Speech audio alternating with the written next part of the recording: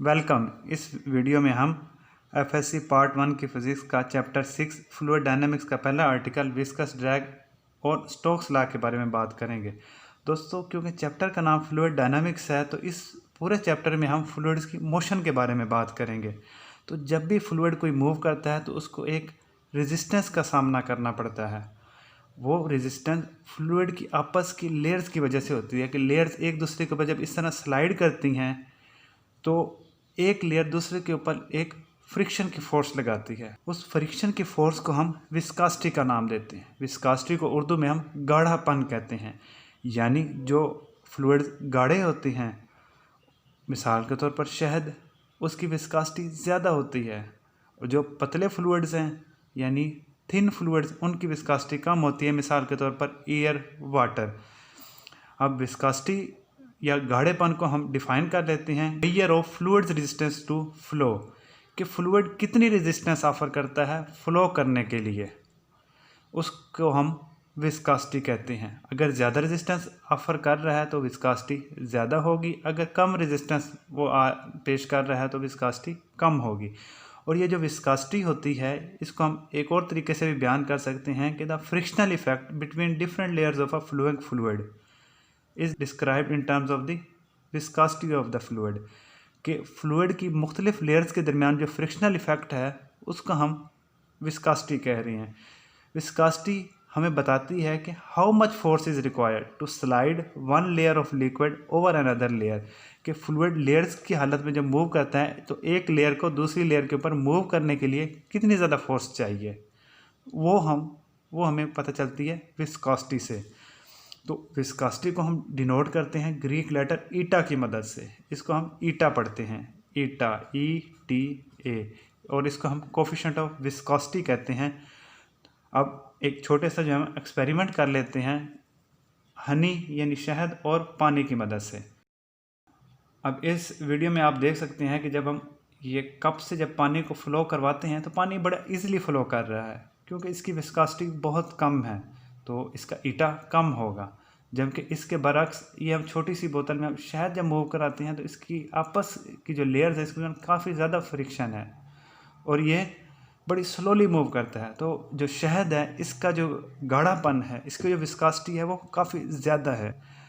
I hope कि मैंने viscosity को जो है ना आपको समझा दिया। अगर किसी किस्म का कोई इशू है तो काइंडली क्वेश्चन करें, कमेंट में लिखें, मैं आपको ज़रूर रिप्लाई करूँगा। अब दोस्तों, जितने भी फ्लूइड्स हैं, चाहे वो लिक्विड्स हों या गैसेस हों, वो सब के सब कुछ ना कुछ विस्कोसिटी रखते हैं, यानी उनकी ईटा की जो वैल्यू है वो नॉन ज़ीरो है, यानी उनकी ईटा की वैल्यू ज़ीरो नहीं है। तो जब भी कोई ऑब्जेक्ट इनमें से मूव करता है, मिसाल के तौर पर जब आप पानी में स्विमिंग करते हैं तो पानी एक ड्रैग फोर्स आपके ऊपर लगाता है, आपको रोकने की कोशिश करता है, आप इजीली मूव नहीं कर सकते। बिल्कुल इसी तरह हवा में जब हम मूव करते हैं तो एक कम फोर्स लगती है बनिस्बत पानी के, लेकिन वो एक हवा भी एक रेजिस्टेंस शो करती है। इसी तरह जब हम किसी गाड़ी में या कोई भी ऑब्जेक्ट मूव करता है थ्रू एयर, वाटर, तो उसके ऊपर उस फ्लूइड की वजह से, मिसाल के तौर हम एयर की मिसाल लेते हैं, जब हम सड़क पर गाड़ी में मूव करते हैं तो हवा गाड़ी के ऊपर एक अपोजिंग फोर्स लगाती है, एक रोकने वाली फोर्स लगाती है, तो गाड़ी को ज़्यादा फोर्स लगानी पड़ती है ताकि वो उस अपोजिंग फोर्स को ओवरकम कर सके। तो जो फ्लूइड की तरफ से जो फोर्स लग रही है उसको हम कहते हैं ड्रैग फोर्स। यानी ड्रैग फोर्स का मतलब ये है कि ऐसी फोर्स जो रोकने की कोशिश कर रही हो।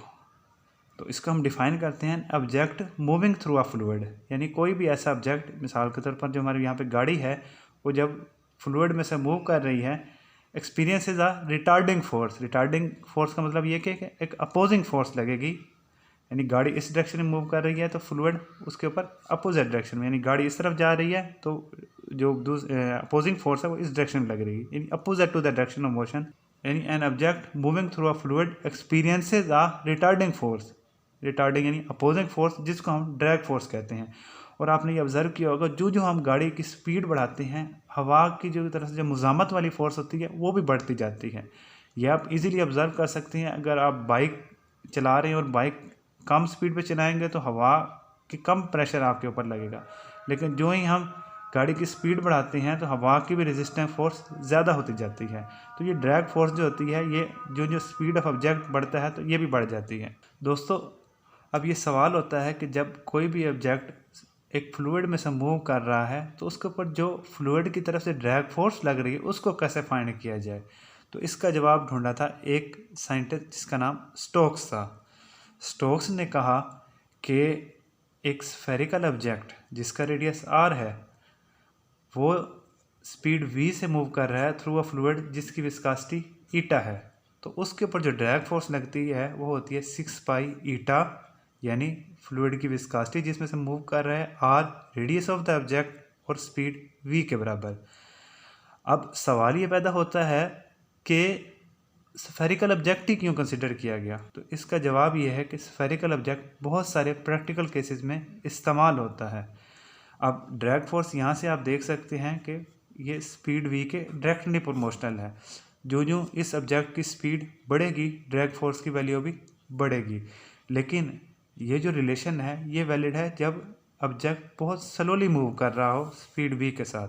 जब हाई स्पीड के ऊपर जब ये ऑब्जेक्ट मूव करेगा तो ड्रैग फोर्स